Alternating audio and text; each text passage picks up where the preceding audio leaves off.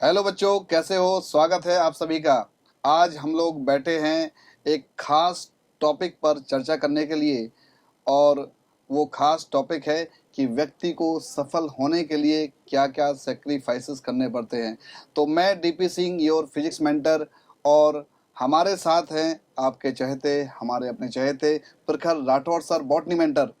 तो हम लोग इन सारे बिंदुओं पर जो सक्सेस के लिए आवश्यक हैं तथा सक्सेस को पाने के लिए क्या क्या सेक्रीफाइसेस हैं, उन पर डिटेल में चर्चा करेंगे। तो बहुत रोमांचित ये सफ़र होने वाला है, और आइए जानते हैं कि क्या क्या सेक्रीफाइसेस हैं। और सक्सेस इतनी आसानी से तो हमें नहीं मिलती है। सभी को पता है कि सक्सेस के लिए क्या क्या सेक्रीफाइस करने पड़ते हैं। सही। ठीक है, किसी का जो कि सफल व्यक्ति है उसका सफ़र इतना आसान तो नहीं रहता है, लेकिन ये विश्वास रखो कि जो जितने सेक्रीफाइसेस करेगा उसकी सक्सेस उतनी ही बड़ी होगी, उसका जो माहौल होगा, उसकी जो खुशी होगी वो उतनी ही बड़ी होगी। तो डिसाइड आपको करना है कि आप कितने क्या क्या सेक्रीफाइस आप कर सकते हैं। ठीक है, एक सफ़र जो आसान होता है, एक सफ़र जो आसान होता है उस पर चलना तो सभी जानते हैं। कठिन सफ़र पर, मुश्किल भरे सफ़र पर, कांटों से भरे रास्ते पर जो चलता है वही इतिहास लिखता है। तो प्रखर सर, स्वागत है आपका। आइए थैंक यू सर। जानते हैं प्रखर सर से कि सक्सेस के लिए क्या क्या सेक्रीफाइस हैं। तो सर प्लीज़ अपने विचार प्रस्तुत कीजिए। जी बिल्कुल। तो बच्चों, जैसा कि सर बता रहे हैं, सेक्रीफाइसेस तो हमें करने ही पड़ेंगे। और वैसे भी देखा जाए तो जितने भी लोग जो बहुत बड़ी ऊंचाई तक पहुंचे हैं, कहीं ना कहीं जीवन के किसी ना किसी मोड़ पर उन्होंने सेक्रीफाइसेस किए ही होंगे। तो इस बार आपका टाइम आया है, तो बिल्कुल आपको ये करना ही पड़ेगा। बिल्कुल सर। और बहुत सारे पॉइंट्स हैं जिनको रखा जा सकता है। हम अगर मेन मुद्दे की बात करें तो सबसे पहली बात जो बच्चों को नज़र आती है, फील होता है, क्योंकि वो घर से बाहर निकले हैं, तो इतनी दूर आकर के तैयारी करने आए हैं नीट या आईआईटी के एग्ज़ाम की। तो देखा जाए तो सबसे बड़ी जो उनको कमी महसूस होती है यहाँ पर, और सेक्रीफाइस जो करना पड़ेगा, वो है उनके अपने और वो उनका अपनापन। बहुत बढ़िया। बिल्कुल। तो होना भी चाहिए। बिल्कुल वो महसूस करते हैं इस चीज़ को। वहाँ पर उनके साथ जो उनके मम्मी पापा हैं या भाई बहन जो हैं, उनके बहुत करीबी और कज़िन हैं, या अड़ोसी पड़ोसी से भी कई बहुत अच्छे मतलब एक रिलेशनशिप होते एक हैं। खुशहाल माहौल को छोड़ के बिल्कुल फिर बच्चा तैयारी करने आता है या किसी भी एक अपने लक्ष्य के रास्ते पर चलता है, तो उसे ये सबसे बड़ा सेक्रीफाइस करना पड़ता है, क्योंकि अपनों को छोड़ के रहना इतना एक आसान नहीं बड़ा काम है, एक आसान काम नहीं है। नहीं है हाँ आसान जी काम। सर। तो उसी में साथ में उनके जो दोस्त हैं पुराने, वो याराना रहा होगा, तो उन साथ छोड़ पाना, जिनके साथ खेले होंगे, कूदे होंगे, पढ़ाई भी की होगी, तो यहाँ पर आकर के अगर वो पढ़ाई करते तो उनको शायद वो बातें भी याद आती होंगी कि हमारे साथ कौन पढ़ता था या कौन पढ़ती थी। बिल्कुल सर। तो ये सब चीज़ें हैं। और साथ में घर वाले कभी क्या ला रहे हैं, कभी फल फ्रूट ला रहे हैं, मिठाई ला रहे हैं, कुछ भी चीज़ें, नई चीज़ें आ रही है घर में, यहाँ पर लाने वाला कौन है? तो यहाँ पर उनके साथ में अगर कोई नहीं है तो उनको वो कमी महसूस होगी, और ये उनको एक त्याग करना पड़ेगा, समझना पड़ेगा उनको। मानते तो वो भी हैं, लेकिन उसके साथ जीना पड़ेगा। यहाँ जितने लंबे टाइम तक वो रहेंगे, अगर वो जितनी जल्दी ये बात समझ जाएंगे, उतना ही इस समस्या से उनको डील कर पाना बहुत आसान हो मतलब जाएगा। कैरियर बनाने के लिए कुछ तो त्याग करने पड़ेंगे। करना पड़ेगा। बिना त्याग के यूं ही कोई ऊंचाइयों को नहीं छुएगा, नहीं छू सकते। ये बात फैक्ट है। बिल्कुल फैक्ट है तो सर। इसमें सबसे बड़ा फैक्ट जो आपने बताया वो है कि घर का त्याग, गृह त्यागी, गृह त्यागी। गृह त्यागी होना बहुत जरूरी है। और ये सबसे बड़ा सेक्रीफाइस मैं मानता हूँ बच्चे के लिए, जब वो नीट या आईआईटी की तैयारी करने के लिए कोटा शहर में आता है या कहीं और जाता है, तो ये सबसे बड़ा सेक्रीफाइस होता है। क्योंकि मैंने देखा है सर, बच्चे 10-10, 15-15 दिन तो अपने घरों में खोए रहते हैं। हाँ। मतलब उनकी जो यादें हैं, उनका जो घर के साथ एक माहौल था, अच्छी यादें, मीठी यादें जिन्हें बोलेंगे, उनसे दूर जाना, अचानक से दूर हो जाना, ये सबसे बड़ा ड्रॉबैक होता है। तो लेकिन कई सारे बच्चे एकदम निश्चिंत होके, ठीक है, वो सारी चीज़ें अपनी जगह हैं, लेकिन उन्हें अपना टारगेट पहले दिखाई देता है। तो पहले आपको लक्ष्य को देखना है। ठीक है, ये जो यादें हैं ये अपने दिल में सहेज के रखो। ठीक है, और अपने लक्ष्य को पाने के लिए जो रिक्वायर्ड पैरामीटर्स हैं उनको फुलफिल करते रहो। मतलब आप 2-4 दिन ठीक है, आपकी यादें आपके जहन में हैं, लेकिन आप एक नया माहौल बनाओ, क्योंकि अगर आपने कुछ लोगों को छोड़ा है जो कि अपने हैं, तो कुछ लोगों को पाया भी है, जैसे कि हम लोग आपके गुरुजन, ठीक है, आपको एक सिस्टम मिला, कहीं पर भी आप तैयारी करने जाएंगे तो एक नया माहौल मिलेगा, एक सिस्टम मिलेगा। तो ऐसा नहीं है कि आप सिर्फ दुखी होते रहें या फिर जो है सोचते रहें, आपका मन ना लगे और आप पढ़ाई ना करें। तो एक जरूर है, एक रुकावट आती है, लेकिन इतनी भारी रुकावट नहीं है कि अपना माहौल ना बना पाओ, अपनी जो पढ़ाई है वो जारी ना रख पाओ, क्योंकि नए लोग मिले हैं, ठीक है। और हमारी भी सर उम्मीदें होती हैं कि जो बच्चे आए हैं हम उनको अपने बच्चों की तरह ट्रीट करें, और हमारा यही लक्ष्य होता है कि अपनी तरफ से पढ़ाने का मतलब तो है ही, पढ़ाते तो हम है ही, ठीक है, बेस्ट से बेस्ट जो उन्हें एजुकेशन दी जा सकती है उस पर तो काम करते ही है, साथ ही साथ उनका जो मेंटल काउंसलिंग है उस पर भी ध्यान रखते हैं कि बच्चा कहीं अकेला फील ना करे, है ना सर? बिल्कुल सही बात है। मैं इसमें एक ऐड ऑन करना चाहूँगा, क्योंकि ये बात तो सही है कि पहली बार बच्चा घर से बाहर आ रहा है तो उसको जो कमी महसूस हो रही है उसका एक हमें सॉल्यूशन ढूंढना पड़ेगा। एक सॉल्यूशन, जैसा सर ने बताया, बिल्कुल सही बात है। एक सिस्टम को उनको यूज़ करना है, हम लोग उनके लिए हैं। अगर वो माता पिता या अपने बड़े भाई बहनों को, छोटे भाई बहनों को मिस करते हैं तो हमें वो कंसिडर कर सकते हैं, चाहे माता पिता के रूप में या बड़े भाई बहन के रूप में। वो मान करके जो सम्मान वो देना चाहते हैं या जो प्यार वो देना चाहते हैं पढ़ाई के रूप में, वो कर सकते हैं, क्योंकि ये तो एक चेन है। हाँ, अगर किसी के बच्चे हमारे पास आ रहे हैं तो हमारे बच्चे भी तो एजुकेशन लेने कहीं दूसरे तरफ जाएंगे, और ये सिलसिला चलता रहेगा, ये सिलसिला चलता ये रहेगा। अभी आज नहीं रुकेगा, क्योंकि आपको अभी सिर्फ अभी नीट का या IIT की तैयारी करने के लिए, अब कल को जब सिलेक्शन हो जाता है, जब भी होगा, तो उस केस में आप जब पढ़ाई करने जाएंगे तो भी दूसरे शहर में जाएंगे। अच्छा, ये तो पुराने टाइम से लिखा गया है, संस्कृत में एक श्लोक भी है, हाँ। काक चेष्टा बको ध्यानम स्वानिद्रा तथैवच ग्रह त्यागी अल्पाहारी। तो ये सारे जो लक्षण हैं ये विद्यार्थी में होना चाहिए, और ये आपकी सक्सेस का जो रास्ता है वो तय करते हैं, ये 5 लक्षण, हाँ। काक चेष्टा बको ध्यानम अल्पाहारी ग्रह त्यागी स्वानिद्रा। बहुत सही बात है ये। तो ये सर इसके बारे में थोड़ा प्रकाश डाल दीजिए और अपने विचार बताइए कि ये कोई बड़ा मतलब ऐसा कठिन काम नहीं है। कठिन काम बिल्कुल नहीं है ये। इसमें एक सेक्रीफाइस और आपको करना पड़ेगा, वो ये है कि आपको अपनी नींद पे थोड़ा सा कंट्रोल करना पड़ेगा, क्योंकि अब से आप पहले तो घर में जैसे भी रहते थे, दिन में कितने घंटे सो रहे हो, रात में सो रहे हो तो सुबह कब उठ रहे हो आपको पता नहीं, क्योंकि घर वाले जगा रहे हैं, कभी मम्मी कभी पापा या कभी भाई बहन, कभी अपने आप उठ जाते हो, बात अलग है। लेकिन यहाँ पर आपको डेली अपना रूटीन सेट करना पड़ेगा और खुद से उठने की आदत डालनी पड़ेगी। ये नींद पे कंट्रोल आपको रखना पड़ेगा, क्योंकि ये आप में एक व्यक्तित्व में सुधार ला रहा है।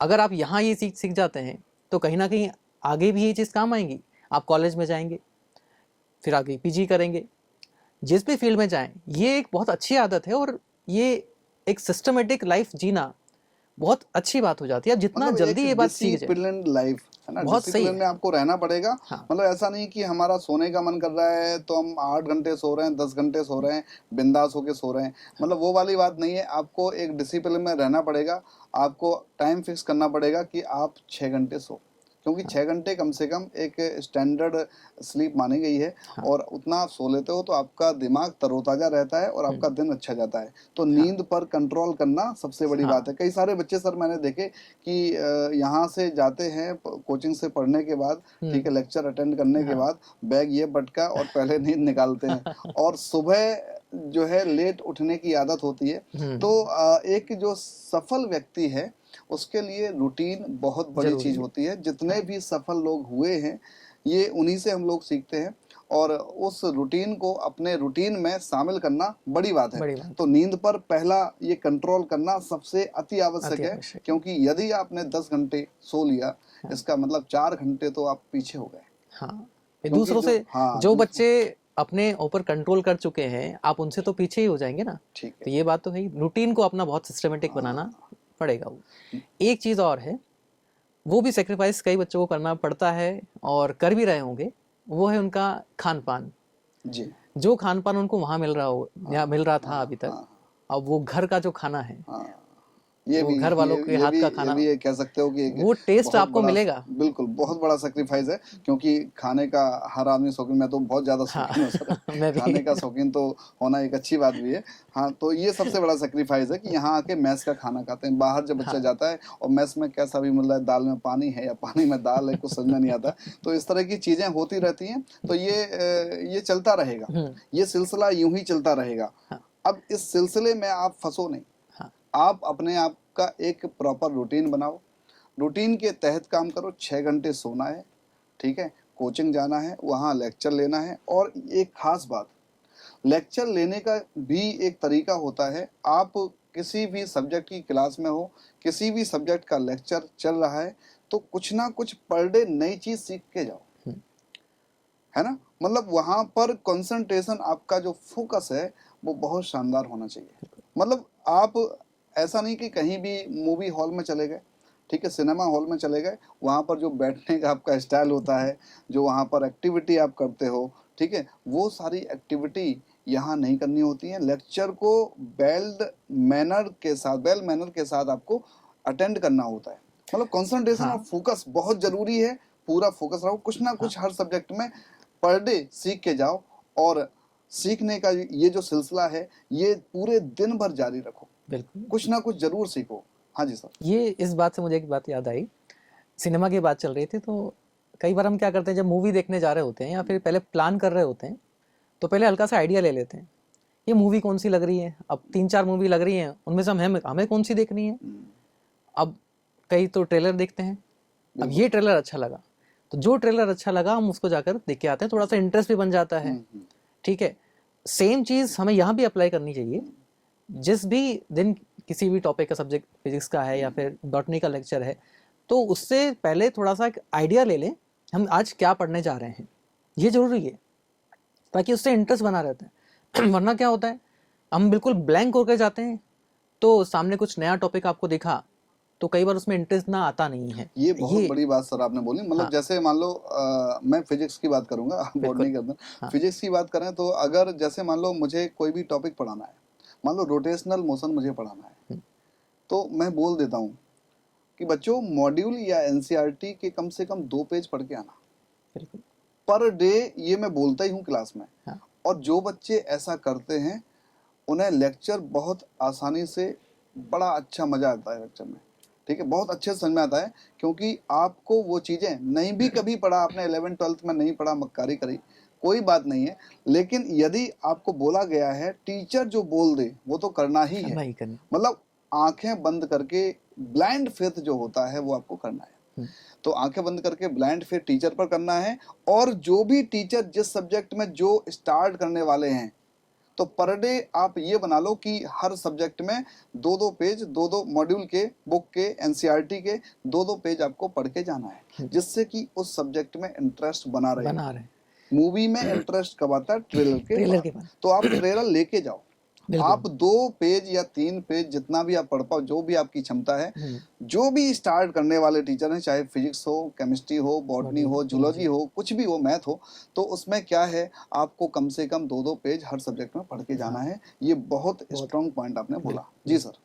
क्योंकि इसमें क्या होता है, भले ही बच्चे को कुछ समझ में ज़्यादा नहीं आया हो, भाई 2 पेज पहले पढ़ने जा रहा है अगर वो, तो अगर कुछ समझ में नहीं भी आ रहा हो तो भी चलेगा, भाई 2 लाइन समझ में आई, 2 लाइन नहीं आई, कोई बात नहीं है, आगे बढ़ गए।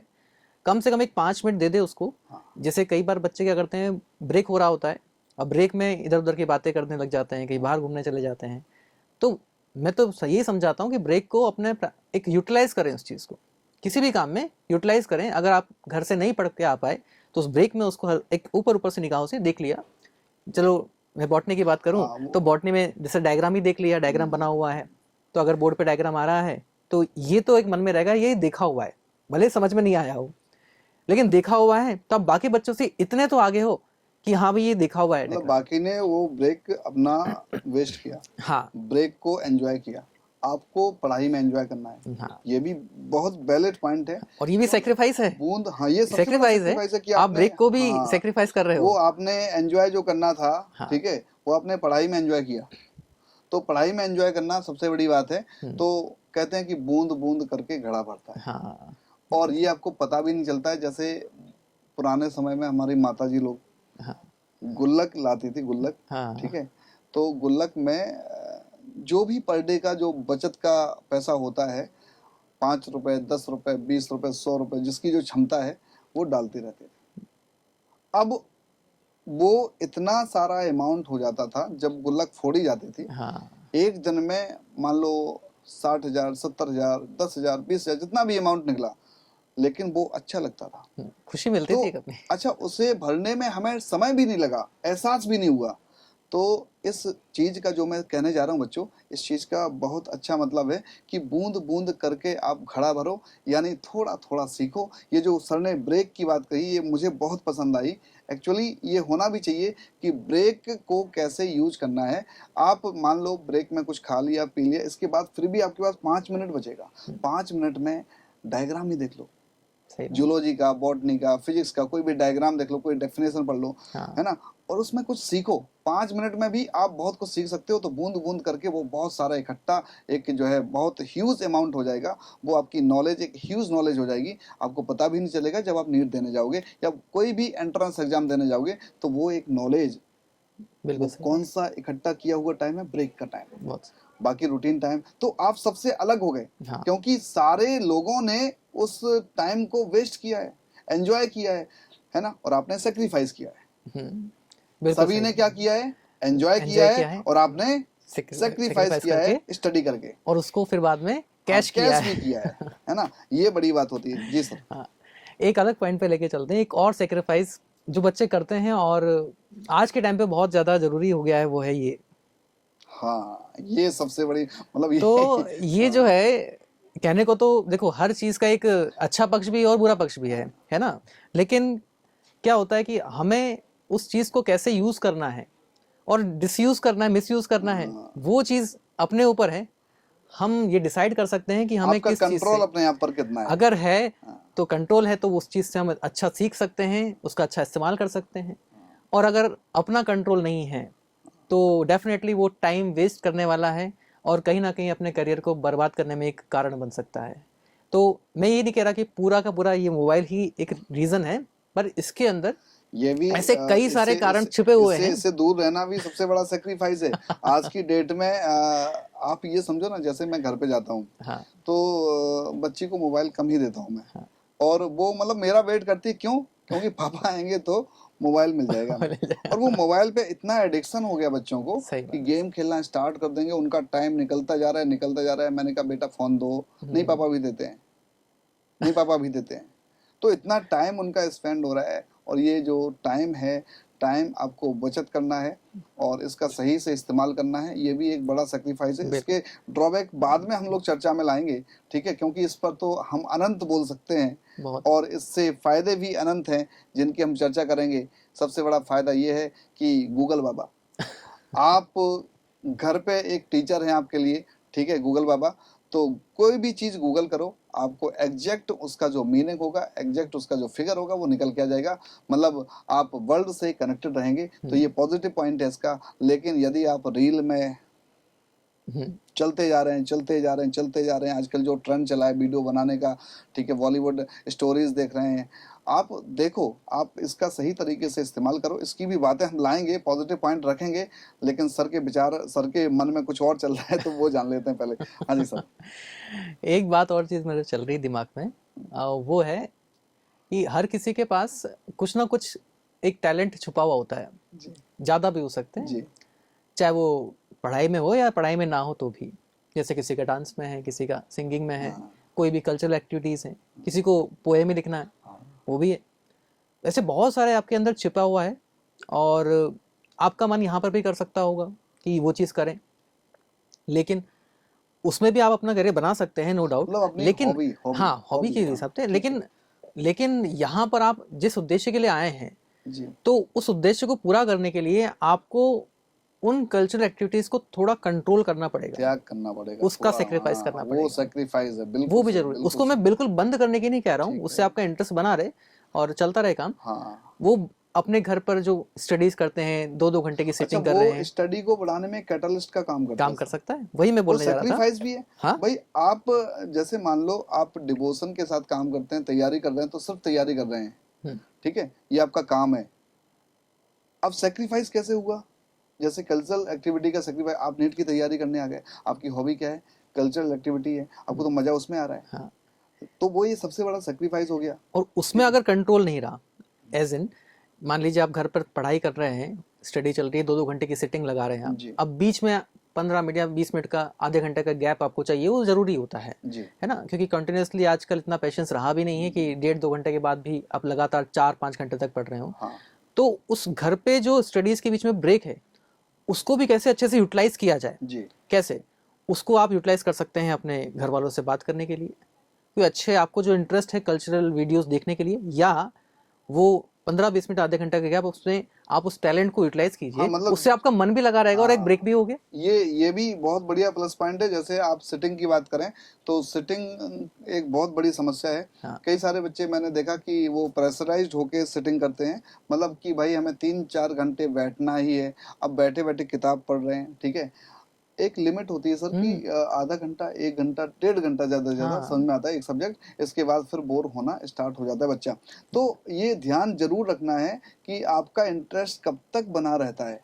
जब तक आपका इंटरेस्ट बना रहता है आप पढ़ते जाओ, जैसे ही आप बोर होने लगे आप थोड़ा सा ब्रेक लो और हॉबी को बीच में ले आओ। हॉबी के बीच में, बिल्कुल सही बात है सर। मतलब आप यदि जैसे मान लो मुझे एक्टिंग का शौक है, हाँ। तो मैं शीशे में देख के एक्टिंग करने लगा, कोई डायलॉग बोल ठीक है, दिया। कोई डायलॉग बोल दिया मैंने, नाना पाटेकर का मैं एक्टिंग करता हूँ तो हाँ। बोल दिया मैंने, डायलॉग बोल दिया, शीशे में बोल दिया, बड़ा मजा आता है, ठीक है। उसके बाद मैं फिर से एनर्जाइज हो गया, हाँ। मतलब जो एनर्जी लेवल था मेरा उससे भी ज्यादा एनर्जी लेवल आ गया, क्योंकि मैंने अपने मन की चीज कर ली, ठीक है ना। ऐसे ही जैसे किसी का सिंगिंग का शौक है, हाँ। तो अकेले में गा सकते हो, क्या दिक्कत है, हाँ, चाहे बिल्कुल। बेसुरा गाओ, हाँ, लेकिन बाथरूम गा सिंगर, सकते हो, बाथरूम सिंगर है। सिंगर, तो आप गा सकते हो, अपनी हॉबी को रिप्रेजेंट कर सकते हो, अपने खुद के सामने शीशे आईना के सामने रिप्रेजेंट कर बिल्कुल। सकते हो। तो ये सारी जो प्लस पॉइंट्स हैं, ये सारे ये प्लस पॉइंट भी है और यहाँ सेक्रीफाइस भी है, हाँ, क्योंकि यहाँ इस पे कंट्रोल भी रखना है। हाँ, भाई 15-20 मिनट, आधा घंटा, ठीक अब है, सिंगिंग में चले गए, आप कल्चरल एक्टिविटीज करते करते पता चले 2 घंटे हो गए, खो गए, तो फिर तो अपना जो ये आपका मेन लक्ष्य से भटका देगा। बिल्कुल आपका जो एम है उसमें आप कहीं ना कहीं पीछे रह जाओगे। तो जरूरी है कि कंट्रोल, जो आपका ब्रेक है, ब्रेक टाइम में थोड़ा 5-10 मिनट करना है, चाय पी लेना है, ठीक है, पानी पी लेना है, थोड़ा वॉक कर लेना है। हाँ, कई ब्रेक मिलते हैं, हाँ, 4-5 ब्रेक जैसे मिलेंगे। कि ये घर की स्टडी, सेल्फ स्टडी की बातें हम लोग कर रहे हैं कि सेल्फ स्टडी में जो सिटिंग बच्चे करते हैं, तो सिटिंग का क्या क्राइटेरिया होना चाहिए, ये इस पर हम लोग डिस्कस कर रहे हैं। सिटिंग में सर बिल्कुल सही कहा आपने कि ब्रेक में हॉबी को इंट्रोड्यूस करा सकते हैं। अपनी हॉबी का जो चाहेता काम है, सिंगिंग हो गया, डांसिंग हो गया, ठीक है, फिर या एक्टिंग हो गया, या फिर खाना हो गया, कुछ भी कर सकते हो आप, ठीक है, तो वो बीच में करो और सब्जेक्ट का इंटरेस्ट भी बना रहेगा, अगला सब्जेक्ट उठा लो फिर ब्रेक में। हाँ। इस तरीके से सेटिंग करना चाहिए, ना कि 4 घंटा हम लोग लगे एक सब्जेक्ट को पढ़ने। अब फिर उसकी एफिशिएंसी तो ना के बराबर। बिल्कुल। एफिशिएंसी, दक्षता पर काम, यानी एफिशिएंसी पर काम करना बहुत जरूरी है। आपने इनपुट क्या दिया, कितना टाइम दिया, उससे आपको कितना गेन हुआ, आउटपुट क्या मिला, यानी आपने कितना टाइम दिया और कितना सब्जेक्ट आपका कवर हुआ, इस बात पर भी बहुत एफिशिएंसी से मुझे याद आया कि कई बार बच्चों की शिकायत रहती है, सर मेरे मार्क्स तो सर कम आ रहे हैं, और एक मेरा साथी है वो बहुत कम पढ़ता है मुझसे, आधा पढ़ता है मुझसे। जैसे मैं मान लो 6 घंटे पढ़ता हूँ या 6 घंटे पढ़ती हूँ, वो 3 घंटे भी नहीं पढ़ता जी, फिर भी उसके मार्क्स मेरे से ज़्यादा आ जाते हैं। ऐसा क्या कारण है सर, क्या छिपा हुआ है?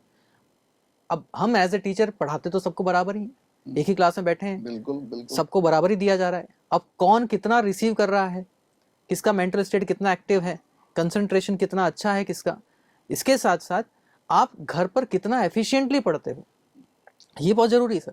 क्योंकि देखा जाए तो कोई बच्चा है जो 2 घंटे से 1 घंटे से लेके बैठा हुआ है, उसको याद बहुत कम हो रहा है, क्योंकि उसका दिमाग कहीं और चल रहा है। हाँ, कहीं और चल रहा है, ये बहुत बड़ा सोच रहा है कुछ, बिल्कुल सही फिर बात वापस से दिमाग में 10 मिनट बाद है, अरे यार वापस पढ़ना है, फिर वापस वो आ गया, सामने किताब है, फिल्म कुछ और चल रही है, हाँ, बैक में कुछ और चल रहा है, किसी की बातें याद आ रही है, कहीं और कर रहे हो। हाँ, और वही यहाँ है ही नहीं, वही कोई दूसरा बच्चा हाँ। जिसने सोच रखा है अभी मैं खेल के आ गया हूँ, मुझे पढ़ना है, सिर्फ पढ़ना है, बिल्कुल सही। वो उसी चीज को आधे घंटे के अंदर पढ़ के तैयार। तो और एफिशिएंसी जाहिर सी बात है तो efficiency, बढ़ेगी, उसकी ज़्यादा बिल्कुल आएगी, है ना। हाँ। तो ये बहुत ज़रूरी है बच्चों कि आप सिर्फ टेबल चेयर पर बैठे नहीं, किताब को सामने रखें नहीं। एनसीईआरटी जो गीता बोला जाता है, एनसीईआरटी नीट के लिए गीता है, और इसको सिर्फ मानना नहीं है, इस पर विश्वास करना है और इसके जो तरीके हैं उनको फॉलो करना है। एनसीईआरटी को पढ़ना है बेहतर तरीके से, सिर्फ देखना नहीं है कि टेबल चेयर पर बैठे हुए हम देख रहे हैं और हमारे दिमाग में फिल्म चल रही है, अरे वाह क्या होगा, सिलेक्शन होगा मेरा, इतनी रैंक आएगी, अरे मैं चीड़ फाड़ करूंगा, सर्जन बनूंगा।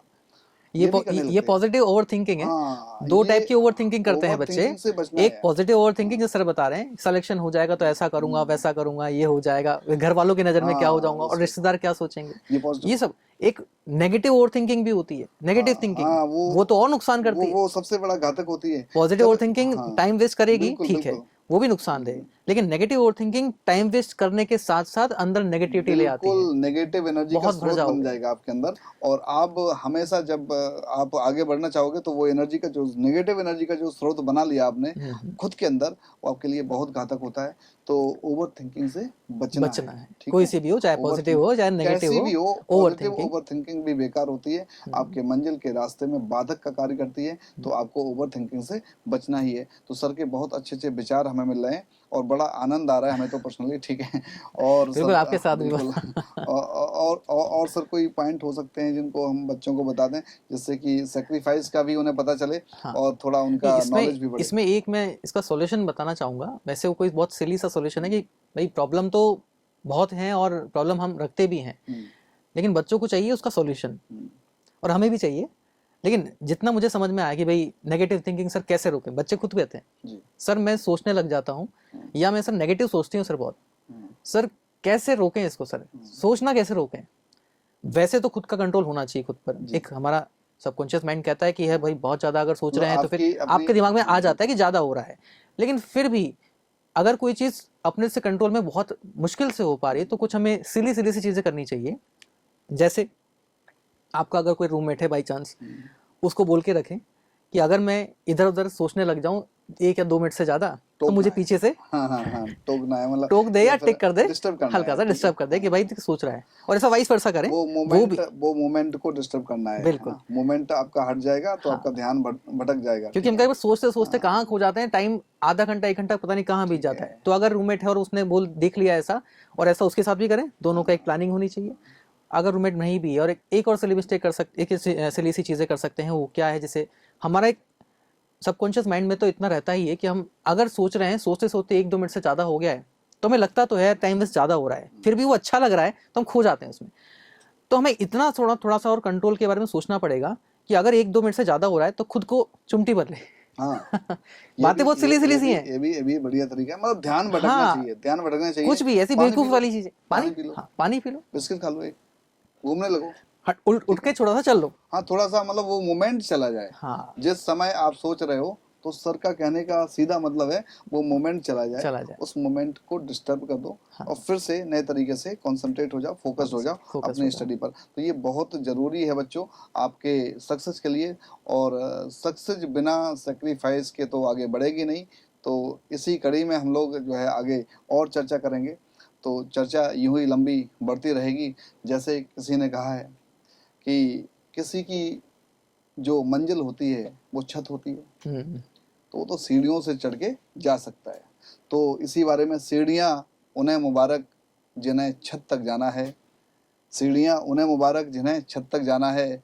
अरे हमारी उड़ान तो आसमानों की है, हमें अपने रास्ते खुद बनाने हैं, अपने जो पैरामीटर हैं वो खुद सेट करने हैं, क्योंकि हमारी उड़ान इतनी छोटी नहीं है, हमारा रास्ता, हमारी मंजिल इतनी छोटी नहीं है जिसे आसानी से हम तय कर लें। जितना बड़ा आप रास्ता तय करेंगे, जितनी बड़ी आपकी मंजिल होगी, उतने ही ज़्यादा सेक्रीफाइस आपको करने पड़ेंगे। तो सर प्लीज़ कुछ और। इसी बात पे मुझे एक शेर याद आ गया, वही कि मंजिल पे जाने के लिए, ऊपर जाने के लिए हमें पुरानी चीज़ें, चाहे वो ज़्यादा ही लालची वाली हो, ललचाने वाली हो, उनको छोड़ना पड़ेगा थोड़ा। तो इसी बात पे है कि जिंदगी में सफलता पाने के लिए थोड़ा जोखिम तो उठाना पड़ता है। बहुत बढ़िया।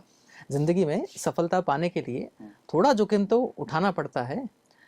सीढ़ियाँ ऊपर चढ़ते समय, क्या ऊपर बात है, सीढ़ियों की बात सबने भी कर दी। बहुत बढ़िया। सीढ़ियाँ ऊपर चढ़ते समय हाँ, ऊपर जाने के लिए नीचे वाली सीढ़ी से पैर भी हटाना पड़ता है। हटाना पड़ता है, ये बहुत जरूरी है सेक्रीफाइस है ये। बच्चों, ये सेक्रीफाइस है। ठीक है, आपको यदि ऊपर जाना है तो नीचे वाली सीढ़ी से पैर हटाना हटाना ही पड़ेगा, पड़ेगा। छोड़ना पड़ेगा वो चीज़। ठीक है, यानी कुछ सेक्रीफाइस आपको करने पड़ेंगे, कुछ दर्द आपको झेलने पड़ेंगे। तो वो दर्द नहीं है, वो एक खुशी का पैकेट आपको मिलेगा। हाँ। एक बहुत बड़ा पैकेट, छोटा छोटा सेक्रीफाइस इकट्ठा होता रहेगा और एक बड़ा सा खुशी का, एंजॉय का, हैप्पीनेस का, सक्सेस का एक बड़ा सा धमाका आपको मिलेगा, जिसके लिए आप अपना रास्ता तय करोगे, आपकी अपनी जो मंजिल है उस पर चलोगे, मंजिल को पाने के लिए चलोगे, रास्ते बनाओगे, खुद बनाओगे, किसी दूसरे के भरोसे नहीं रह सकते। आपको अपनी मंजिल पर जाना है तो रास्ते कौन बनाएगा? आप खुद बनाओगे। आप अपने पैरामीटर सेट करो, आप अपना दायरा सेट करो, बस उसमें शामिल क्या रहे? खुशी, क्योंकि इसका कोई तोड़ नहीं है, ये लाजवाब तरीका है। ठीक है, आप हर बात पर खुश होते रहो। और सबसे बड़ी बात क्या है सर, बच्चे क्या है कि जैसे मैं फिजिक्स की बात करूं तो फिजिक्स में थोड़ा असहज महसूस करते हैं, मतलब 2-4 सवाल नहीं हुए तो उनका जोश कम हो जाता है, डिप्रेशन आ जाता है। ठीक है, ये सारे वर्चुअल वर्ड हैं। मेरी डिक्शनरी में इन शब्दों की कोई जगह नहीं है, क्योंकि आप तय करोगे कि आपको करना क्या है, खुश रहना है या मायूस रहना है। अरे ये मुश्किलें हैं, ये मुश्किलें आएंगी। आपने किसी पत्थर को उठाया नहीं, जैसे मान लो आपसे बोला जाए कि 4 किलो वजन उठाओ, ठीक है, आपने 2 किलो उठाया नहीं, आपने 250 ग्राम उठाया नहीं, तो 4 किलो कैसे उठा लोगे? आपसे बोला 50 किलो वजन उठाओ, कैसे उठा लोगे? कैसे उठा? लेकिन आप ये समझो कि अगर कोशिश करते रहोगे तो एक दिन 50 किलो वजन भी आप उठा सकते हो। तो कोशिश करनी चाहिए, इम्प्रूवमेंट पर ध्यान रहना चाहिए। ठीक है, आपसे कितने सवाल हो रहे हैं ये मैटर नहीं करता, आपसे पहले कितने होते थे और अब कितने हो रहे हैं ये मैटर इम्प्रूवमेंट करता है। बहुत जरूरी है। इम्प्रूवमेंट इज द बेस्ट की ऑफ सक्सेस। यस, और हम लोग अचानक से नहीं होता है कुछ। हाँ, ये बात तो सही है।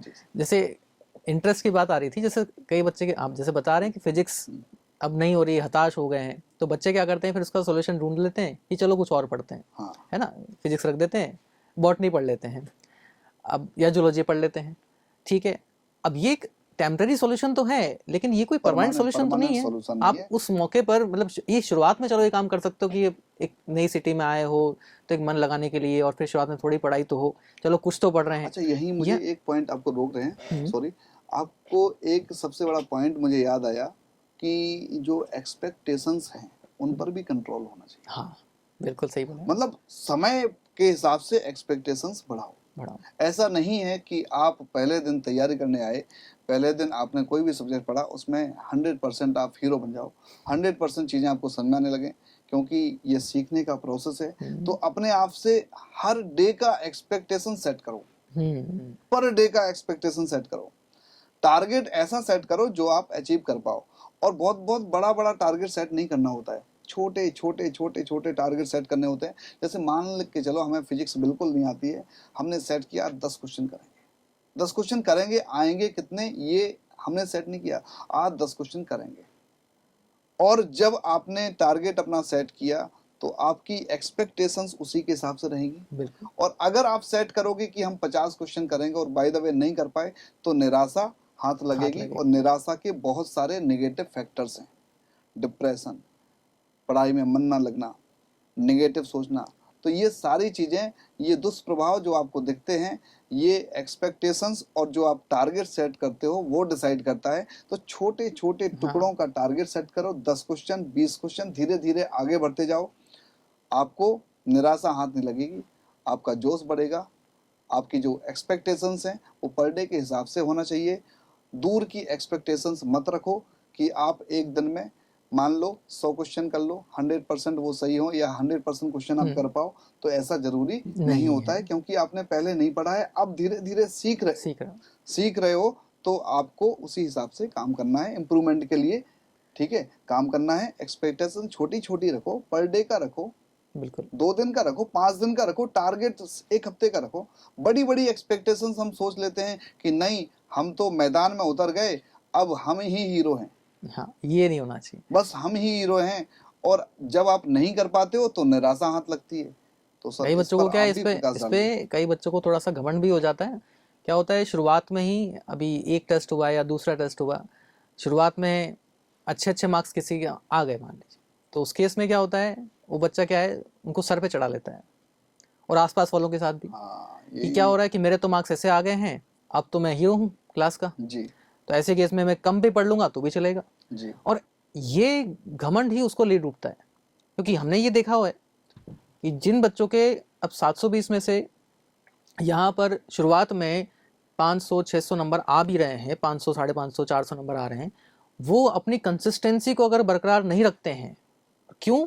घमंड उसमें एक बहुत बड़ा कारण है, हाँ बहुत बड़ा कारण है उसमें, उनका ईगो आ जाता है उसमें, और ये धीरे धीरे उनके मार्क्स में नजर आ जाता है। मतलब कई ईगो बच्चे, तो आना नहीं चाहिए, हाँ मतलब तपस्या का विषय है बिल्कुल, ये, मतलब तप है। बिल्कुल उनके मार्क्स धीरे धीरे फिर कम होते चले जाते हैं, नीट में फिर उनका बहुत कम परफॉर्मेंस हो जाता है। और वहीं कुछ ऐसे भी बच्चे हैं जो जिनके शुरुआत में 300 मार्क्स आ रहे हैं, धीरे धीरे उन्होंने मेहनत की, इस तपस्या को इस तरीके से किया, कंटिन्यू हाँ किया, तो उन्होंने बाधाओं अपने का सामना छोटे किया। छोटे गोल सेट कर रखे होते जैसे कि पुराने जमाने में नहीं होता था हाँ सर, जैसे तपस्या करते थे, बिल्कुल। तो ऋषि मुनि तपस्या कर रहे हैं, अब डिस्टरबेंस के लिए अलग अलग कुछ ना कुछ प्रॉब्लम आ रही हैं, जी बारिश हो रही है, कभी कुछ कुछ ना हो कुछ रहा है, है ना, ठीक वो है। सब चीजें, लेकिन वो सबको झेल रहे हैं, हम्म, और तपस्या को जारी रख करके जो उनको फिर वरदान हासिल हुआ, हाँ वो उससे लॉन्ग जो टाइम चलता वो है, लॉन्ग वो टाइम जो चला। है आपकी ख्याति है, हाँ आपका सबसे बड़ा जो है टारगेट था जो आपने अचीव किया, और एक दिन आपकी जो खुशी है वो अपार है। बाकी कंपैरिजन में लोगों को जो मिलता है उसके कंपेरेबल आपको बहुत ज़्यादा मिलता है। तो छोटी छोटी खुशी सहेज के रखो,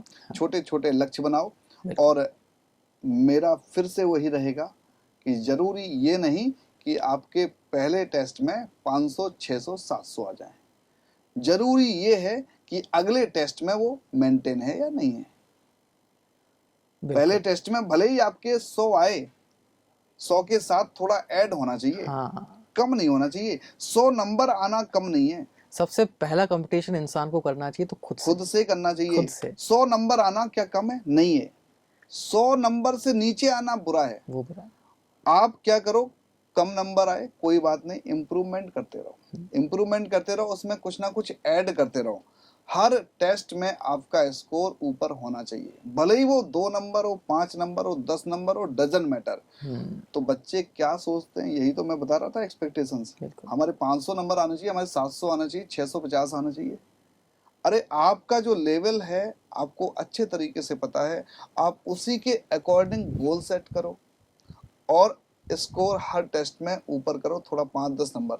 तो आप देखोगे फिर से वही बात, बूंद बूंद करके घड़ा भरता घड़ा है। भरता है। तो एक दिन आपका रिजल्ट बहुत अच्छा आएगा, और फाइनल जो नीट में उसका या किसी भी कॉम्पिटिटिव एंट्रेंस एग्जाम में उसका जो रिफ्लेक्शन मिलेगा वो बहुत शानदार बहुत मिलेगा। शानदार। उसकी ख्याति वो होगी जो डंका बजाएगी, जो आपका जो व्यक्तित्व है उसको निखार देगी। आपकी जो प्रस्तुति होगी वो बहुत शानदार होगी, क्योंकि आप उस समय लोगों के यानी भीड़ के क्राउड होंगे। तो भीड़ का हिस्सा नहीं बनना नहीं है, बनना है। ठीक है। भीड़ का क्या बनना है? मोटिवेशन। भीड़ का मोटिवेशन बनना है। तो ये बहुत सारी बातें हैं जो हम लोग इन दिन भर चर्चा कर सकते हैं, ठीक है। बहुत सारी ऐसी बातें इसमें हैं। समय ही कम पड़ जाएगा और हाँ क्या। समय ही कम पड़ जाएगा। तो बच्चों आपको एक मेन बात बता दें कि आपको सेक्रीफाइस तो करना ही पड़ेगा, करना पड़ेगा, ठीक है। इसमें ये एक चाहे पॉइंट और रह हाँ जाता है सेक्रीफाइस में, वो कि जो आप घर पर या अपने पहले जहाँ रहा करते थे आज यहाँ हैं, तो ऐसे केस में आपको जो अपने त्योहार हैं, हाँ जो घर वालों के साथ आपने बिताए हैं, चाहे वो दिवाली हो, होली हो, ठीक है, रक्षाबंधन हो अभी आने वाली है, ठीक है, ऐसे बहुत सारे त्यौहार हैं अपने अपने अलग अलग कल्चरल के हिसाब से। लेकिन कई सारे त्योहारों में आप शायद वहाँ अपने घर वालों के साथ ना रह पाएँ इस कठिन तपस्या में। अगर ना रह पाएँ तो एक कमी तो महसूस होगी ही, और ये भी एक सेक्रीफाइस है बहुत बड़ा। अब इसको कैसे हम निपटाएं, इसका सॉल्यूशन क्या है?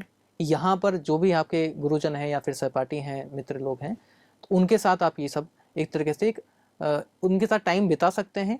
गुरुजनों के साथ टाइम बिताइए, अपने दोस्तों के साथ टाइम बिता सकते हैं। तो अल्टीमेटली उनकी कमी पूरी तरह बिल्कुल भरपाई तो नहीं हो हाँ पाएगी, लेकिन फिर भी एक कह सकते हैं जुगाड़ हो पाएगा, हाँ एक मिलता जुलता पैटर्न मिल जाएगा मैटर मिल आपको, जाएगा, ठीक और है। उससे थोड़ा मन लग सकता है, और वो उतनी ज़्यादा कमी महसूस नहीं होगी, उतनी ज़्यादा नहीं होगी, मतलब ये है महसूस कि तो होगी। आप जो है अपना मन जो है सही तरीके से खुश कर सकते हो, खुश हाँ रह सकते हो त्योहार पर भी। हाँ घर पर बिना रहे, आप यहाँ पर सिस्टम को अपना परिवार मान लो। मान लो। हम लोग आपका परिवार ही है। हाँ, तो अपने गुरुजनों और अपने जो आपके फ्रेंड सर्कल में लोग हैं, यहाँ पर जो नए लोग मिलेंगे अच्छे अच्छे, तो उनके संपर्क में रहो और उनके साथ अपनी खुशी बांटते रहो, लेकिन समय नहीं बांटना है। समय सिर्फ देना है तो गुरुजन के साथ देना है। और अपनी पढ़ाई क्योंकि में अगर आप 10 मिनट भी रहे तो आपको कुछ ना कुछ नॉलेज मिलेगा ही, क्योंकि हम लोगों का अपना एक एक्सपीरियंस है, और जब एक्सपीरियंस के साथ हम लोग आपको कुछ बताएंगे, ठीक है, तो आपका फायदा ही होगा। और गुरुजन के साथ भी ज़्यादा नहीं रहना है, डाउट के समय रहना है। जब आपको सब्जेक्ट में डाउट है, तब आप जब आप अकेलापन फील करो तो आ जाओ, घबराहट हो, कहीं कोई दिक्कत हो तो अपनी प्रॉब्लम शेयर कर लो, उसका समाधान हम बिल्कुल। आपको दे देंगे। हम आपके पेरेंट्स के जैसे ही हैं। तो बच्चों, आप निश्चिंत रहो और अपने सफ़र को आगे बढ़ाए रखो। सेक्रीफाइस तो आपको करने ही पड़ेंगे, ठीक है, लेकिन एक दायरे में रह के, एक प्रॉपर डिसिप्लिन और रूटीन के साथ, डेडिकेशन, डिटर्मिनेशन और डिवोशन, 3D। डिवोशन, 3D, हम बहुत लोग बढ़िया कहते हैं बात ना बोली 3D, सर। डेडिकेशन, डिटर्मिनेशन और डिवोशन के डिवोशन साथ के हम लोग, ठीक है, अपने लक्ष्य की तरफ आगे बढ़ते रहेंगे और सेक्रीफाइसेस करते रहेंगे। ये सिलसिला यूं ही जारी रहेगा। तो फ्रिकर सर, बहुत बहुत धन्यवाद आपका। आपने सर, थैंक बच्चों यू। के लिए बहुत बहुमूल्य समय निकाला और अपने जो विचार थे प्रस्तुत किए, जिनसे कि हमारे बच्चों का बहुत फायदा होगा।